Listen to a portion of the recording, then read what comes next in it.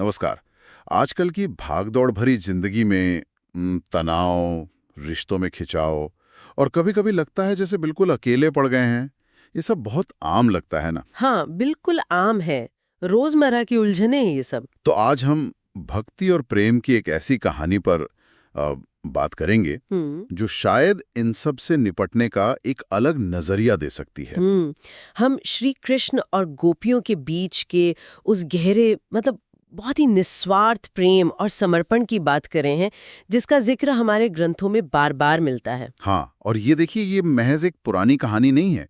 इसमें ना जीवन को देखने और जीने के गहरे आध्यात्मिक सूत्र छिपे हैं, ऐसा मुझे लगता है। बिल्कुल सही कहा। गोपियों की भक्ति का सार ही यही है, पूर्ण समर्पण और बिना किसी अपेक्षा का प्रेम। हाँ, बिना अपेक्षा का प्रेम। और यही गुण आप देखें तो हमें आज की जो उथल-पुथल भरी जिंदगी है, उसमें भी एक तरह की स्थिरता दे सकता है। अच्छा, कैसे? चलिए कोशिश करते हैं समझने की कि इस गहन संबंध से आज के जीवन के लिए क्या सीखा जा सकता है। हाँ हाँ, जरूर। जैसे कहा जाता है कि गोपियां कृष्ण की बांसुरी की धुन सुनती थी और बस अपना घर परिवार, लोकलाज सब कुछ भूलकर उनकी ओर खिंची चली जाती थी।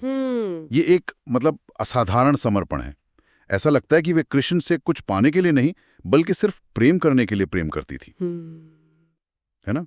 हाँ, और देखिए यही निस्वार्थता और समर्पण तनाव मुक्ति का एक गहरा मनोवैज्ञानिक आधार भी है। अच्छा। जब हमारा ध्यान पूरी तरह किसी उच्चतर लक्ष्य या प्रेम पर केंद्रित हो जाता है, जैसा गोपियों का कृष्ण के प्रति था, तो क्या होता है, जो व्यक्तिगत चिंताएं हैं या मैं और मेरा से जुड़े तनाव हैं, हाँ हाँ। वो स्वाभाविक रूप से कम हो जाते हैं। ये जो सब कुछ छोड़ना है ना, ये असल में सांसारिक मोह और अहंकार से ऊपर उठने का प्रतीक है। मतलब एक तरह का डिटैचमेंट। हाँ बिल्कुल। इसे आप ऐसे समझ सकती है। समझिए कि जब कोई अपने काम के तनाव को सिर्फ अपना न मानकर एक बड़ी शक्ति को समर्पित भाव से करता है, तो उस काम का बोझ हल्का महसूस होने लगता है। वो व्यक्तिगत नहीं रहता फिर। ये बात तो समझ आती है, ये समर्पण वाली बात। पर क्या इसका असर हमारे आपसी रिश्तों पर भी पड़ सकता है? क्योंकि वहां तो अक्सर उम्मीदें होती हैं, शिकायतें होती हैं। हाँ। और वही तनाव पैदा करती हैं। हाँ बिल्कुल पड़ सकता है। यहीं पर रासलीला का भी जिक्र आता है ना? हाँ, रासलीला, जहाँ कहते हैं कृष्ण हर गोपी के साथ ऐसे नृत्य करते थे कि सबको लगता था वो सिर्फ उन्हीं के साथ हैं। बिल्कुल। और इसका प्रतीकवाद बहुत गहरा है। हर गोपी को ये महसूस होना कि कृष्ण सिर्फ उसी के साथ नृत्य कर रहे हैं, ये क्या दिखाता है? क्या? ये दिखाता है कि ईश्वर का प्रेम हर एक के लिए कितना व्यक्तिगत और कितना पूर्ण है, अनंत है। सही बात है। इच्छा के केवल अपने कर्तव्य या प्रेम भाव से अपने रिश्ते निभाते हैं, चाहे वो परिवार में हो, दोस्तों के साथ हो। हाँ। तो टकराव की गुंजाइश अपने आप कम हो जाती है। प्रेम तब बोझ नहीं लगता, बल्कि एक स्वाभाविक अभिव्यक्ति बन जाता है। अच्छा। मैंने खुद अनुभव किया है या सुना है लोगों से कि कैसे आपसी समझ बढ़ने से पारिवारिक माहौल शांत हो गया, जब सदस्यों ने एक दूसरे से उम्मीदें कम कर दी और सिर्फ अपने हिस्से का स्नेह देना शुरू किया। ये तो बहुत दिलचस्प बात है। यानी भक्ति सिर्फ ईश्वर तक ही सीमित नहीं है, बल्कि ये तो जीने का एक तरीका भी सिखाती है। बिल्कुल। गोपियों की भक्ति में एक और बात दिखती है, सुख दुख में समान भाव रखना, मतलब स्टेबल रहना। जैसा गीता में भी कहा गया है, सुख दुखे समय कृत्वा। सही कहा आपने। और ये संतुलन सीधे तौर पर कर्म योग के सिद्धांत से जुड़ता है। कर्मण्येवाधिकारस्ते मा फलेषु कदाचन। हाँ, कर्म करो, फल की इच्छा मत करो। बिल्कुल। मतलब हमारा अधिकार केवल कर्म करने पर है, उसके फल पर नहीं। तो जब हम परिणाम की चिंता छोड़कर अपने कर्म को एक समर्पित भाव से करते हैं, तो असफलता का डर और सफलता का अहंकार, ये दोनों ही तनाव के बड़े कारण खत्म हो जाते। सही बात है। ये वर्क प्लेस पर भी लागू होता होगा। हाँ बिल्कुल। कार्यस्थल पर भी जब कोई व्यक्ति सिर्फ अपने काम की गुणवत्ता पे ध्यान देता है, उसे एक सेवा भाव से करता है, तो न केवल उसका प्रदर्शन बेहतर होता है, बल्कि उसे मानसिक शांति भी बढ़ती है। वो प्रेशर कम महसूस करता है। और अकेलेपन का क्या? आजकल ये भी एक बहुत बड़ी समस्या बन गई है, खासकर शहरों में। गोपियां तो कृष्ण को ही अपना सब कुछ मानती थी, तो शायद उन्हें अकेलेपन ना लगता हो। बिल्कुल। गोपियों का कृष्ण के प्रति जो भाव था वो यही दिखाता है कि जब किसी का ईश्वर से या किसी उच्चतर शक्ति से एक गहरा नाता जुड़ जाता है ना, हाँ। तो उसे आंतरिक रूप से कभी अकेलापन महसूस नहीं होता। भक्ति एक ऐसा आंतरिक संबल देती है, एक ऐसे शाश्वत साथी का एहसास कराती है जो हमेशा साथ है।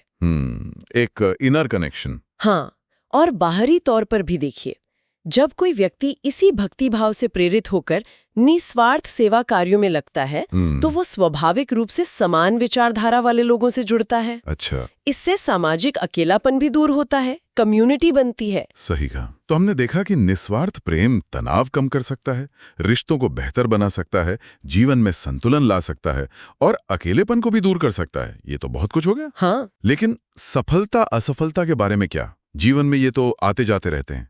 गोपियों के लिए तो शायद ये मायने ही नहीं रखते थे। यही तो महत्वपूर्ण बात है।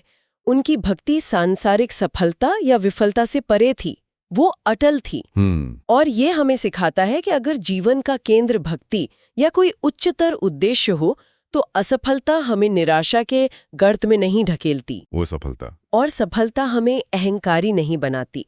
दोनों ही स्थितियों में एक समता, एक बैलेंस बना रहता है। ये कैसे होता है? जब कर्म ईश्वर को समर्पित होता है तो प्रयास महत्वपूर्ण हो जाता है, ना कि सिर्फ नतीजा।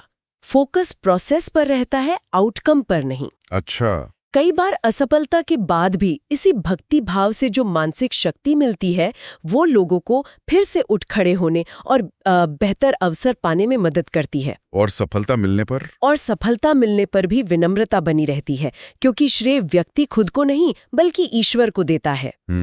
अंततः गोपियों की भक्ति जीवन का एक गहरा उद्देश्य दिखाती है, ईश्वर प्रेम और सेवा में जीना, जो बाहरी परिस्थितियों से मतलब सुख दुख सफलता असफलता से ऊपर है। वाह! तो इस पूरी चर्चा से यह साफ है कि गोपियों का श्री कृष्ण के प्रति जो अनन्य प्रेम और समर्पण था, उसमें आज की कई चुनौतियों जैसे तनाव, रिश्ते, अकेलापन, जीवन के उतार चढ़ाव, इनसे निपटने के सूत्र मौजूद हैं। हाँ, बिल्कुल। ये हमें एक स्थिर, संतुलित और शायद ज्यादा उद्देश्यपूर्ण जीवन जीने की प्रेरणा दे सकता है। संक्षेप में कहें तो कुछ व्यवहारिक कदम उठाए जा सकते हैं, छोटे छोटे कदम। जैसे रोज कुछ पल शांत बैठकर ध्यान या मंत्र जप करना, रिश्तों में अपेक्षाओं से ज्यादा निस्वार्थ प्रेम को जगह देना, गीता के संदेश के अनुसार कर्म करते हुए फल की चिंता से मुक्त रहने का अभ्यास करना, और अपने कार्यों को जो भी हम करते हैं उसे एक उच्चतर उद्देश्य या ईश्वर को समर्पित करना। ये छोटे कदम भी बड़ा बदलाव ला सकते हैं, धीरे धीरे। ये बहुत अच्छी बात कही आपने। उम्मीद है ये गहन चर्चा हमारे दर्शकों को उपयोगी लगी होगी।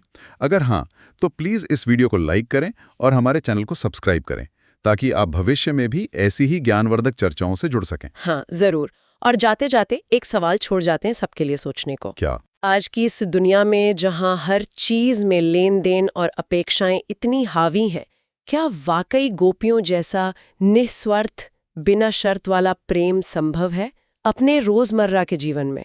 और अगर हाँ, तो अपने जीवन में इसकी एक छोटी सी शुरुआत कैसे की जा सकती है? सोचने वाली बात है, जरूर सोचिएगा इस पर। धन्यवाद।